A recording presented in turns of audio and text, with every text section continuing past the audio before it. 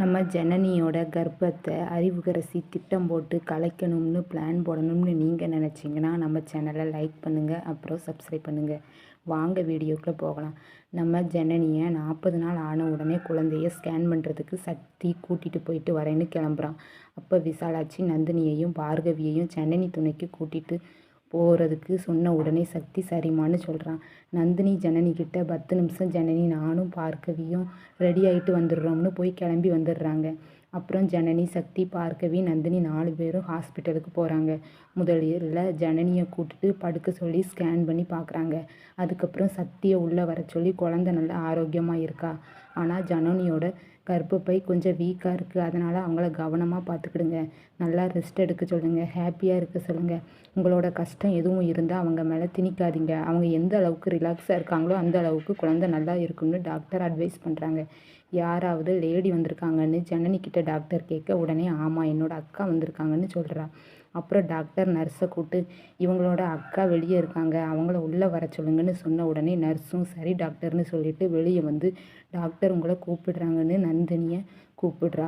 உடனே நந்தினியும் பார்கவியும் உள்ளே வராங்க. நந்தினி டாக்டர்கிட்ட குழந்தை எப்படி இருக்குன்னு கேட்க டாக்டரும் குழந்தை நல்லா ஆரோக்கியமாக இருக்குன்னு டாக்டர் சொன்ன உடனே நந்தினியும் பார்கவியும் ரொம்ப சந்தோஷப்படுறாங்க. டாக்டர் நந்தினிக்கிட்ட இவங்களுக்கு நல்ல சத்தான சாப்பாடு கொடுங்க, பழங்கள், மீன், முட்டை அதெல்லாம் நல்லா சாப்பிட சொல்லுங்கள். நந்தினி உடனே எங்கள் அத்தை அதெல்லாம் கரெக்டாக கொடுக்க சொல்லிடுவாங்கன்னு சொல்லும்போது டாக்டர் 3 மாதம் வரைக்கும் ஜனனியை பத்திரமா பார்த்துக்கோங்க. உடனே நந்தினியும் சரிங்க டாக்டர் பத்திரமா பார்த்துக்கிட்றோன்னு சொல்கிறா. சரின்னு டாக்டர் சொல்லிவிட்டு ஜனனி, பார்கவி, நந்தினி எல்லோரும் ஹாஸ்பிட்டலில் இருந்து வீட்டுக்கு கிளம்பிடுறாங்க. இங்கே ஆதிகுணசேகரன் கதிரை மட்டும் கூப்பிடுறான். கதிர் உடனே என்னன்னு கேட்குறான். அப்போ அங்கே கரிகாலன் இருக்கிறான்.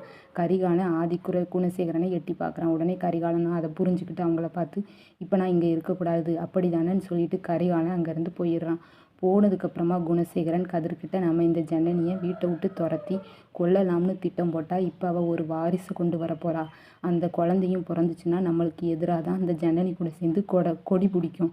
அது மட்டும் இல்லை, சக்தியையும் நம்ம வழிக்கு கொண்டு வர முடியாது.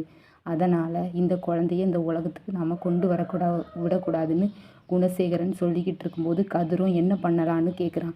முதல்ல அந்த ஜனனி வயிற்றில் உள்ள கருவை கலைக்கணும், அதுக்கு கதிர் நீ தான் இந்த வேலையை செய்யணும்னு ஆதிகுணசேகரன் சொல்கிறான். உடனே கதிரும் என்ன செய்யணும்னு கதிர் கேட்குறான். அதுக்கு குணசேகரனும் ஜனனி சாப்பிட்ற சத்து மாத்திரையை திருடணும், அதுக்கு பதிலாக போலி மாத்திரை கருக்கலைப்பு மாத்திரையை மாற்றி வைக்கணும், செய்ய முடியுமான்னு குணசேகரன் கதிர்கிட்ட கேட்க கதிரும் சொல்லிட்டீங்கள, நான் எப்படியாவது அந்த ஜனனியோட மாத்திரையை திருடி கருக்கலைப்பு மாத்திரையை மாற்றி வச்சு அந்த ஜனனியோட கருவை கலைக்கிறேன்னு சொல்லிட்டு கதிர் அங்கேருந்து போயிடுறான். இங்கே ஜனனி, சக்தி, ரேணுகா, பார்கவி 4 பேரும் காரில் வந்து இறங்குறாங்க. விசாலாட்சி அவங்க வருகையை எதிர்பார்த்துட்டு வெளியே உட்காந்துருக்கா. அவங்க வந்த உடனே விசாலாட்சி சக்திக்கிட்ட ஸ்கேன் பண்ணிவிட்டு என்ன சொன்னாங்கன்னு பதறிக்கிட்டே கேட்குறா. அதுக்கு நந்தினி, அத்தை ஏன் இவ்வளவு பதட்டம், கொஞ்சம் பொறுமையாயிருங்க, டாக்டர் குழந்தை நல்லா இருக்குன்னு சொன்னாங்க, சத்தான உணவு பழங்கள் எல்லாம் நல்லா சாப்பிட சொன்னாங்க. உடனே விசாலாட்சி, அதுக்கு என்னடி, நம்ம ஜனனிக்கு சத்தானது மட்டும் இல்லை, அவளுக்கு பிடிச்சது எல்லாத்தையும் செஞ்சு கொடுத்து அவளை நல்லா பார்த்துக்கிடலாம்னு சொல்லிட்டு நந்தினியை பார்க்குறா. நிறைய நந்தினி கையை பார்க்கும்போது நிறைய மாத்திரை நந்தினி வச்சுருக்கா. விசாலாட்சி நந்தினிக்கிட்ட கையில் என்னடின்னு கேட்கும்போது அத்தை இது சத்து மாத்திரைன்னு சொல்கிறா. கதிர் அதை ஓரமாக நின்று வேடிக்கை பார்த்துக்கிட்டு இருக்கான், எப்படி இந்த மாத்திரையை திருடலாம்னு. ஜனனியை சக்தி மெதுவாக மாடிக்கு கூட்டிகிட்டு போகிறான். நந்தினியும் பின்னாலே அவளோட போய் மாத்திரையை அவங்க ரூமில் வைக்கிறா. வச்சுட்டு ஜனனி ரெஸ்ட் எடு, உனக்கு ஃப்ரெஷ்ஷாக பழத்தில் ஜூஸ் போட்டு எடுத்துகிட்டு வரேன்னு சொல்கிறா. ஜனனியும் சரிக்கான்னு சொல்கிறா.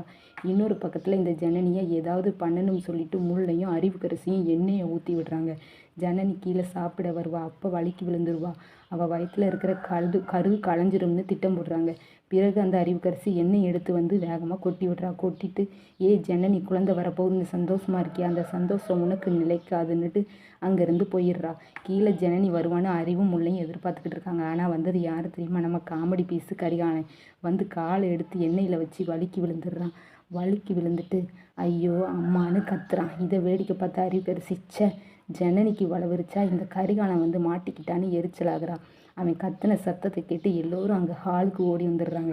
கரிகாலன், யார் இங்கே எண்ணெயை ஊற்றுனது நந்தினிக்கிட்ட, சின்னக்கா என்ன பிடிக்கலன்னா இப்படியா எண்ணெயை ஊற்றி கொல்ல பார்ப்பீங்கன்னு கேட்க நந்தினி உடனே உன்னை கொல்றதுக்கு திட்டெல்லாம் போடுவாங்களாங்கோ, நான்லாம் எண்ணெயை ஊற்றலை, எங்களுக்கு வேறு வேலை இல்லை பாருன்னு நந்தினி சொல்கிறான். கரிகாலன், யாராவது தூக்கி விடுங்களேன், என்னால் எந்த முடியலன்னு சொல்கிறான்.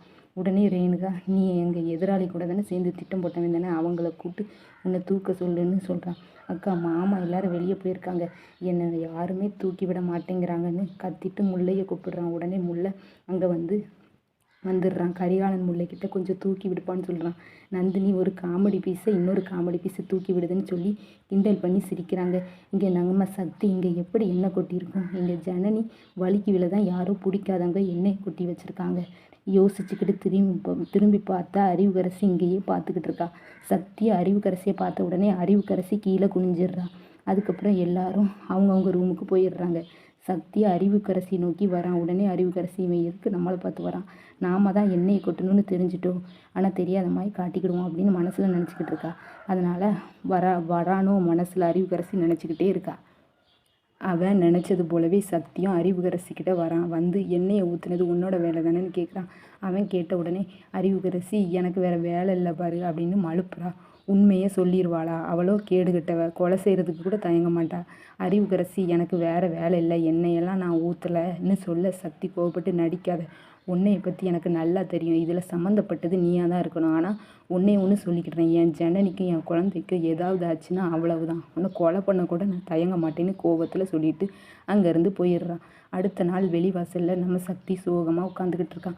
டாக்டர் ஜனனியை பற்றி சொன்னதை யோசிச்சுக்கிட்டே இருக்கா. அப்போ விசாலாட்சி வெளியே வரா. வெளியே வந்து சக்திக்கிட்ட, என்னாச்சு சக்தி, ஜனனி குழந்தை உண்டான விஷயம் தெரிஞ்சதுலேருந்து நீ ஏதோ யோசிச்சுட்டு டல்லாகவே இருக்குன்னு கேட்கும்போது சக்தி ஒன்றும் இல்லைன்னு சொல்லிடுறான். பொய் சொல்லாத சக்தி, நான் உன் அம்மா, உன்னை பற்றி எனக்கு தெரியும்னு சொன்ன உடனே சக்தியும் அழுதுகிட்டே, அம்மா என் மனசுக்குள்ளே வச்சுருந்தாலும் எனக்கு உறுத்தலை தான் இருக்குமா, உங்ககிட்ட சொன்னாலாவது எனக்கு ஆறுதலாக இருக்கும்னு சொல்லிட்டு, அம்மா வீட்டுக்கு ஜனனியை செக் பண்ணிட்டு வந்தோம்ல, அப்போ டாக்டர் என்னை தனியாக கூப்பிட்டு நம்ம ஜனனி மனசளவில் பாதிக்கப்பட்டிருக்காங்கன்னு சொன்னாங்கம்மா, அவளை சந்தோஷமாக பார்த்துக்கிடுங்கன்னு சொன்னாங்க. அது மட்டும் இல்லை, நேற்று ஸ்கேன் பண்ணப்போ அவள் ஜனனியோட ஸ்கேன் பண்ணிவிட்டு அவளோட கர்ப்பப்பை ரொம்ப வீக்காக இருக்குது, 3 மாதம் வரைக்கும் கவனமாக பார்த்துக்கிடணும்னு சொன்னாங்கம்மா. ஆனால் இந்த அறிவுக்கரசி நம்ம ஜனனி வலிக்கு விழும்னு எண்ணெயை கொட்டி போட்டிருக்காம்மா. ஜனனி அந்த எண்ணெயில் கால் வச்சுருந்தா என்ன இருக்குமா, அவளோட கருவு என்ன இருக்கும், அவளை விட்டு வைக்கக்கூடாதுமா, என்னம்மா பண்ணுறது அப்படின்னு நம்ம சக்தி விசாலாஜிக்கிட்ட கேட்கும்போது, இது இவளோட வேலை தானா, நீ கவலைப்படாத சக்தி, நான் ஜனனியை பத்திரமா பார்த்துக்கிடுறேன் அப்படின்ட்டுன்னு 2 பேரும் அங்கேருந்து போயிடுறாங்க. அப்புறம் அறிவுக்கரசி நோக்கி விசாலாட்சி வேகமாக வரா. வேகமாக வந்து அறிவுக்கரசியை பலார்னு கன்னத்தில் 2 அறை விடுறா.